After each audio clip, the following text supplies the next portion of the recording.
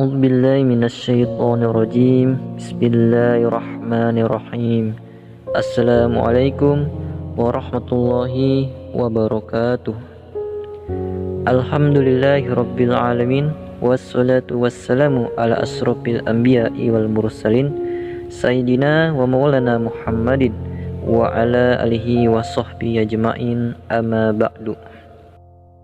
Sobat beriman rahimakumullah, pada kesempatan kali ini kita akan membahas yakni kisah nyata sopir menjadi waliullah.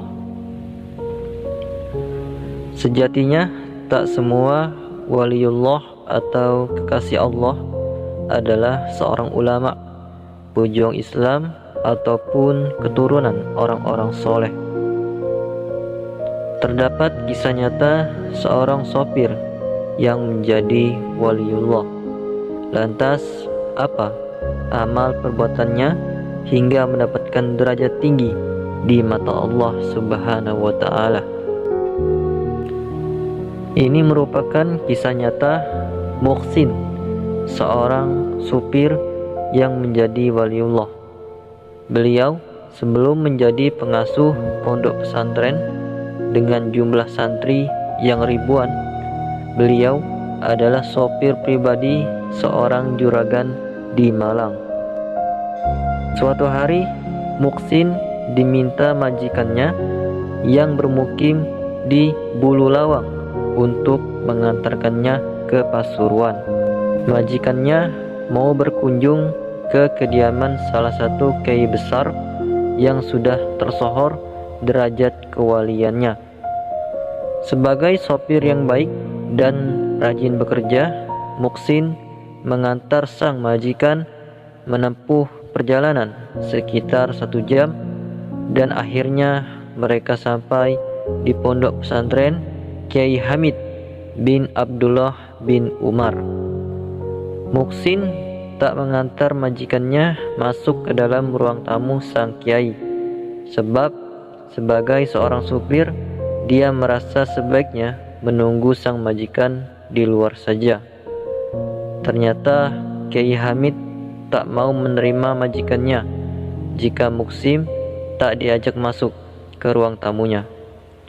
Akhirnya sang majikan menghampiri Muhsin dan memintanya ikut masuk ke dalam. Kiai Hamid tidak mau menerima kedatanganku kalau kamu tidak ikut masuk, ujar sang majikan kepada Muhsin. Muhsin pun heran dan dia bertanya dalam hati, kenapa kiai itu tidak mau menerima majikannya kalau dia tidak ikut ke dalam. Akhirnya Muhsin ikut masuk ke ruang tamu. Barulah Kiai Hamid menyambut sang majikan dan dirinya dengan hangat. Saat mengobrol, tiba-tiba Kiai Hamid bertanya kepada Muhsin, amalan-amalan apa yang dijalaninya selama ini?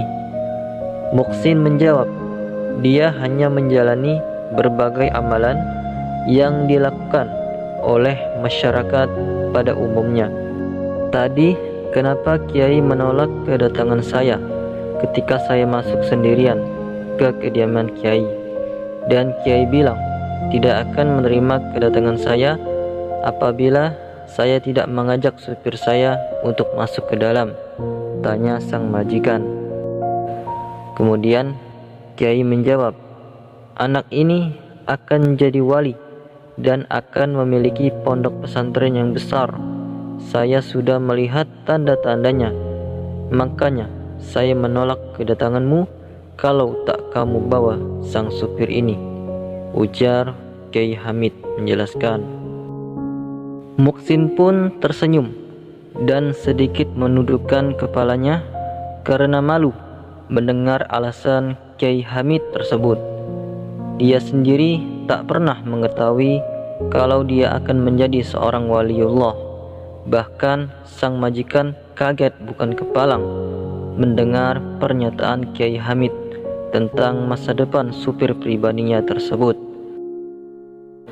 Sejak kisah ini menyebar ke berbagai pelosok, Maka satu persatu para orang tua mengirimkan anak-anaknya kepada Kiai Muksin untuk belajar agama Islam. Semula hanya 5 murid dan bertempat di musola dekat rumah majikannya. Namun semakin lama kewalian Kiai Muksin terdengar di berbagai daerah, dan akhirnya makin banyak santri yang belajar kepada beliau. Lalu berdirilah pondok pesantren Al-Maqbul yang terletak di daerah Bululawang, Kabupaten Malang. Setahun kemudian santrinya mencapai 100 orang. Lambat laun jumlah santrinya terus bertambah hingga saat ini jumlah santrinya mencapai sekitar 10 ribuan anak. Seperti dilansir dari Muslim Moderat, mengutip dari FV Cerita Nyata Para Wali, Al-Ba'alawi dan Ulama, pada Senin tanggal 28 bulan 10 2019.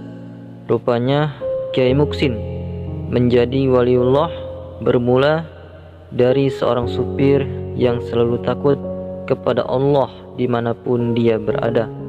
Beliau juga tak pernah meninggalkan sholat 5 waktu. Kiai Muksin juga selalu menjalankan sunnah-sunnah Rasulullah Shallallahu Alaihi Wasallam. Inilah kisah seorang supir yang terpilih menjadi waliullah. Sobat beriman, demikianlah kisah singkat mengenai kisah nyata seorang supir yang menjadi waliullah.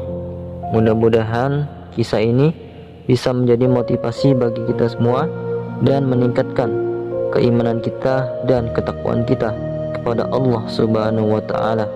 Wallahu a'lam bishawab. Wassalamualaikum warahmatullahi wabarakatuh.